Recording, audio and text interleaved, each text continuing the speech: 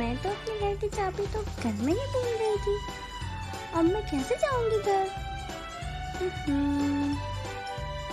हाँ, एक काम करती हूँ, अभिया के पास चली जाती हूँ, उसके घर रह लेती हूँ थोड़ी देर, जब तक मेरे घर वाले नहीं आ जाते।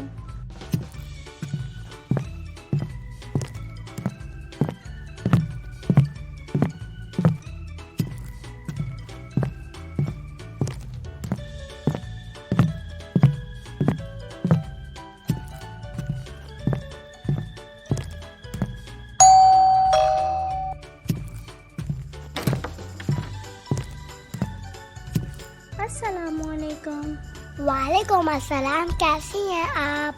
और यहाँ कैसे आना हुआ? अल्लाह का शुक्र ठीक। वो असल में मैं अपने घर की चाबी घर में ही भूल गई और मेरे घर वाले भी कहीं गए हुए हैं। ओ, आपको तो ध्यान रखना चाहिए था। अब क्या करेंगी आप? मैं सोच रही हूँ कि अगर आपको परेशानी ना हो तो मैं आपके घर में रह लूँ जब तक मेरे घर वाले नहीं आ जाते। मैं आप ही से पूछ कर आती हूँ। जी, आप ही से पूछ लें। स्कूल का काम भी बहुत सारा मिला है तो मैं आपके घर वो भी कर लूँगी और घर वालों का इंतज़ार भी हो जाएगा। जी, मैं आती हूँ आप ही से पूछ के अभी। बस 1 मिनट।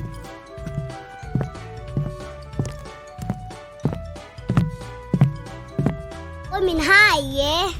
अपने घर की चाबी भूल गई कि घर वाले भी गए हैं, तो वो हमारे घर, वो अपने घर वालों का इंतजार कर ले, जब तक वो अपना स्कूल का काम भी कर लेंगी। जी बिल्कुल, आप लॉन में उनके साथ बैठे और उनसे पानी और खाने का भी पूछ लिएगा।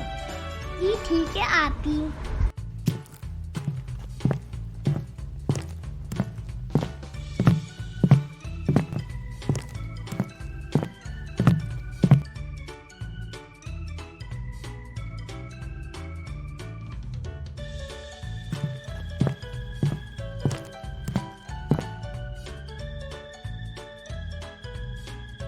अस्सलामुअलैकुम आपी।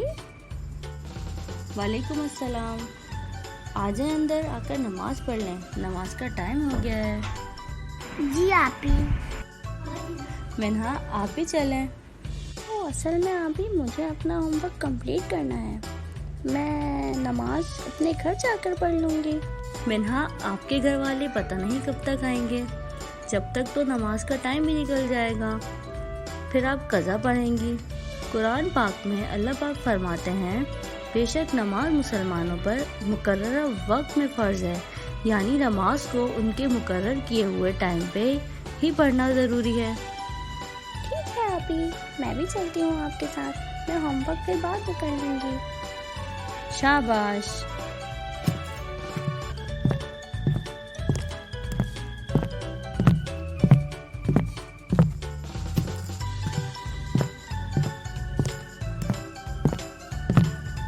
मिन्हा, क्या एक चीज़ नोट की आपने कि आप अपने घर में दाखिल क्यों नहीं हो सकती? वो मैं अपने घर की चाबी भूल गई थी। जी, जैसे आप चाबी के बिना अपने घर में दाखिल नहीं हो सकती, इसी तरह जन्नत में जाने के लिए नमाज की भी बहुत बड़ी अहमियत है। हदीस शरीफ में है कि आप सल्लल्लाहु अलैहि वसल्लम ने इरशाद फरमाया, नमाज जन्नत की चाबी है। सुभान अल्लाह। अब मैं पूरी कोशिश करूँगी कि मैं नमाज कभी ना छोड़ूं।